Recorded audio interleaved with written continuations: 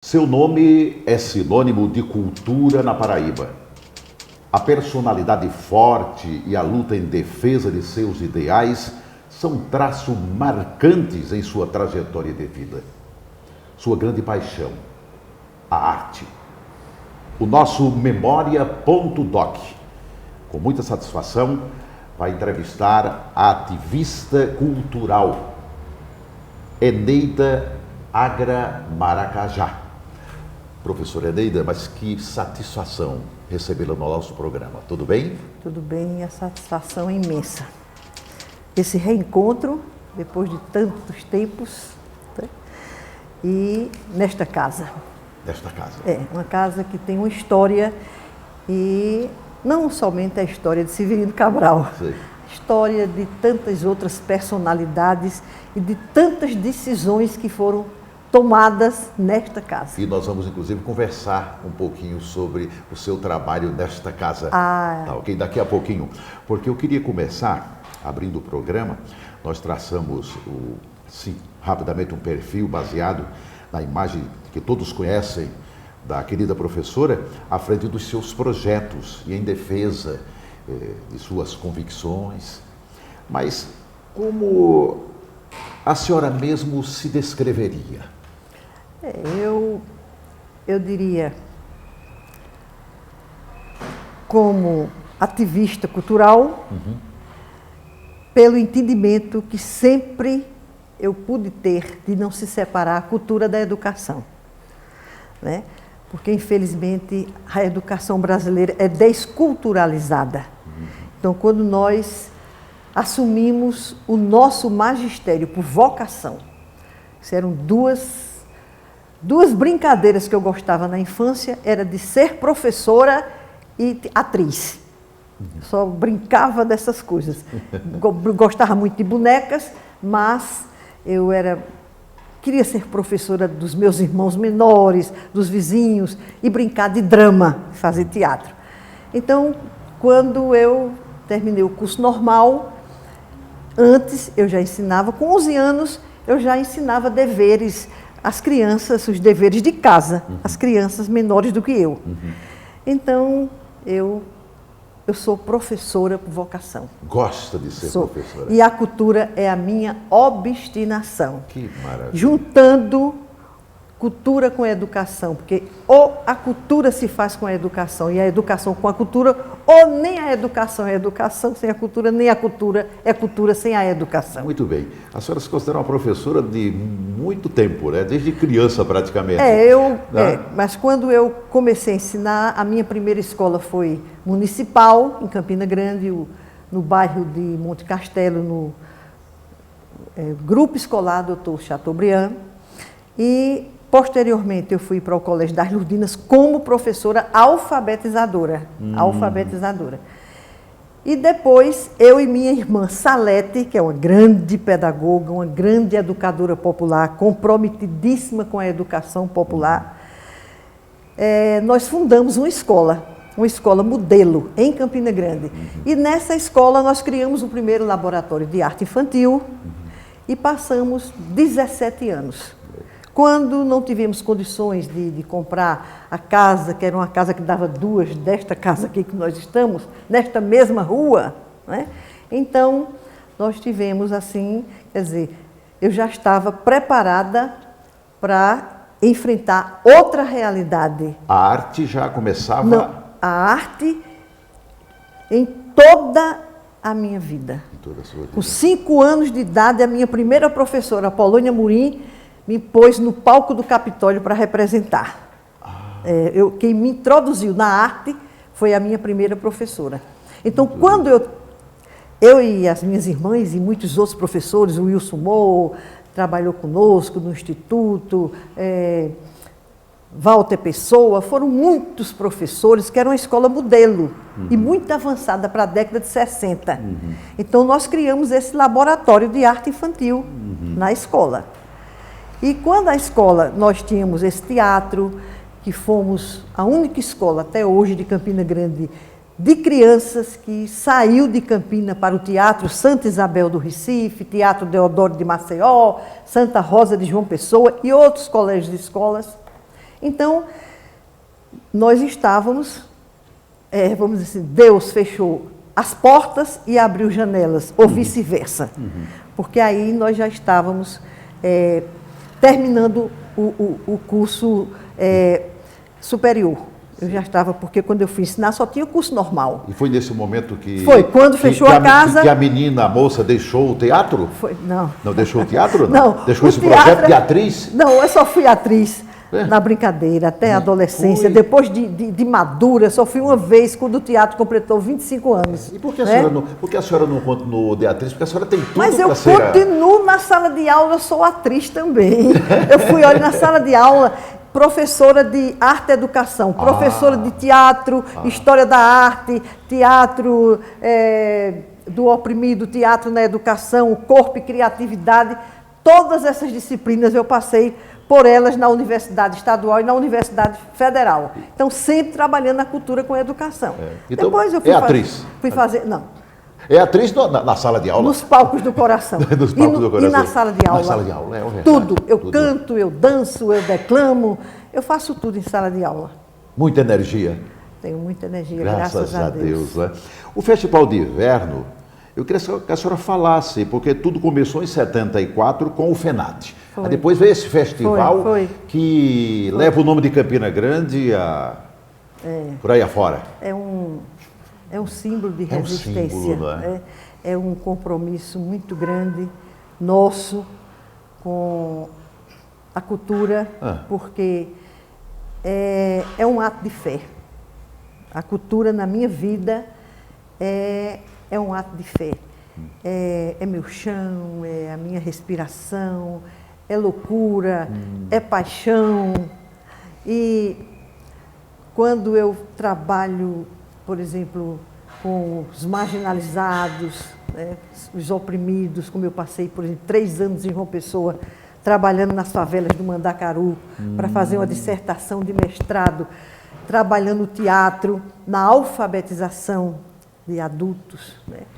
E esse trabalho também que eu desenvolvo há muitos anos no presídio, desde 95, isso para mim é um prêmio, certo? E o Festival de Inverno de Campina Grande, ele nasceu do primeiro Festival Nacional de Teatro, numa época dificílima para este país, policialesca, a censura dolorosa, fazer um festival com a Polícia Federal dentro do teatro, não é? Não era fácil. Não era fácil.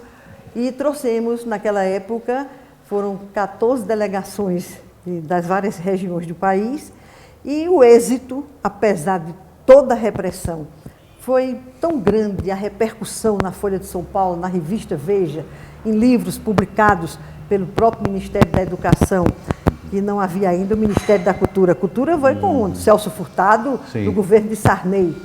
Então, eu tive a ousadia de preparar um projeto de 31 dias, agregando todas as artes. Teatro, a dança, a música, o folclore, o artesanato, as artes plásticas, corais e o cinema brasileiro. O festival foi completo. Também não havia São João, não era? De 31 dias. Né? E aí ficamos, o festival foi muito bom, abriu com Ariano Suassuna, o Balé Popular do Recife estava no auge do armorial, todo esse trabalho que ele desenvolveu com as artes populares eruditas, fazendo essa composição que ele chamou de armorial, e é o armorial. Ao lado do Antônio Madureira. Madureira, trabalhamos juntos. Né? Então, e encerramos, naquele ano, não tínhamos ainda estruturado a Orquestra Sinfônica da Paraíba, que veio posteriormente do governo de Tarcísio Buriti. Né? Então, nós trouxemos o Guedes Peixoto, mais de 70 músicos da Orquestra Sinfônica de Pernambuco, que foi quem encerrou, abriu com Ariano e encerrou com Guedes Peixoto. Né? Foram 31 dias. Durante 3 anos, 31 dias. Depois começou, assim, surgiram outros eventos, daqui a pouco foi criado o São João Maior do Mundo. Nós temos que trabalhar dentro de um contexto sociopolítico, né, cultural, enfim, social, e a sociedade muda. Tudo muda. Tudo muda. Campina Grande tinha 200 e poucos mil habitantes, hoje tem quase 500 mil, entendeu? Então, surgiram outros eventos. E o festival deixou de ser evento, é importantíssimo. Professora, eu durante algumas oportunidades, ouvindo rádio, lendo jornal, de uns anos para cá, eu tenho notado que o apoio do poder público, como é que está para o festival? Parece que a senhora teve algumas contrariedades de alguns anos, não é? E eu digo, mas o festival não deixa de ser feito, porque eu conheço a professora Eneida e ela vai fazer o festival. A senhora encontrou essas dificuldades? São muitas, acho que dificuldades na cultura e essa mendicância, sabe? Que é dolorosa, sempre as portas do poder que entra e do poder que sai. Do poder que sai, não é? E foi porque nós pensamos o seguinte, quando nós passamos 4 anos fora, fomos estudar e nós tínhamos que também, né, crescer dentro da Universidade Federal, né? Enfim, nós fizemos o seguinte, vamos reestruturar o festival e ele não vai ser mais um evento. Ele vai agora desenvolver projetos de caráter permanente. E projetos pedagógicos também, né? Voltados para crianças em estado de risco social. Foi aí que surgiu o grande projeto de toda a minha vida, que é o Cine São José. O Cine São José. Porque esse projeto do Cine São José, né, que você sabe que ele fechou, ele foi inaugurado em 45, fechou na década de quando houve a crise cinematográfica do governo de General Figueiredo, né? Sim, sim. E aí ele passou a ser uma igreja evangélica, depois ele fechou, e aí eu queria que a universidade, eu estava na ativa, dentro da sala de aula, e como chefe do departamento de artes, que não tinha naquele tempo ainda o seu espaço dentro do campus, era em casa alugada em outras ruas de Campina. Sim. Então eu fui em cima para desapropriar e para a universidade comprar. A UFPB teria feito essa aquisição, não fora a política do Collor e da Zélia Cardoso, que mudou todo o contexto político assim, e econômico. Exatamente. Houve assim um confisco. Foi um confisco. E aí ninguém pôde comprar. E quando eu me vi assim, eu fiquei zonza com essa história. Agora, o trabalho desse eram passeatas, mobilizações, do cinema, fiz muitas passeatas. A cidade comprou a sua ideia? Foi, a cidade comprou. E nós conseguimos a desapropriação, porém a Prefeitura de Campina Grande, Cássio era o prefeito, desapropriou, não pôde pagar. Esperamos que Ronaldo da Cunha Lima chegasse ao governo e eu me passei para... Quando ele chegava aqui, na Agamenon Magalhães, eu já estava na porta. Ele se chamava José. E eu fiz uma vez um documento, você que é José, nasceu dia de São José, pague o Cine São José, e ele pagou. Pagou, resgatou o cinema. E ficou aí, agora foi restaurado. Pois é. Nesse cinema, o meu projeto, além de cine e teatro, era para desenvolver ações de cidadania com crianças e adolescentes em estado de risco social. Já está pronto? Já está prontinho ele? Eu soube que está. Eu soube que está. E a senhora vai estar perto do projeto? Não. O projeto não é o nosso mais. O que eu tinha de fazer já fiz, né? Briguei pela causa. Briguei. O cinema é de Campina. Ia ser supermercado, não foi. Ia ser comprado para uma igreja evangélica, não foi. E aí está aí o Cine São José inteiro. Vai ficar com quem, professor? É do governo do Estado. Do governo do Estado. Ronaldo Cunha Lima. Naquela época nós pagamos em cruzeiro 150 mil a família Vanderlei, a Luciano Vanderlei. Luciano Vanderlei. E foi lindo, essa história é muito bonita, tem um dossiê fantástico sobre o cinema.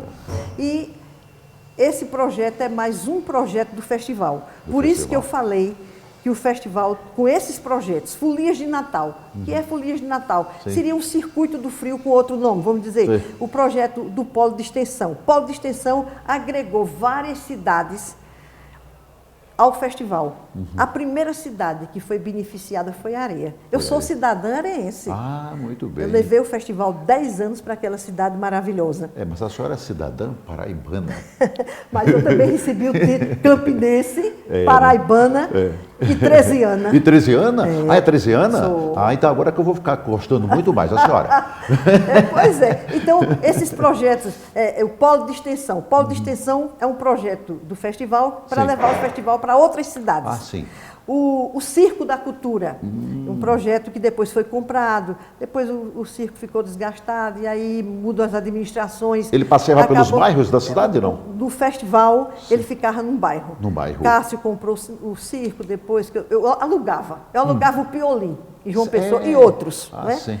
E depois foi comprado, mas aí era um grande projeto do festival, o Circo da Cultura.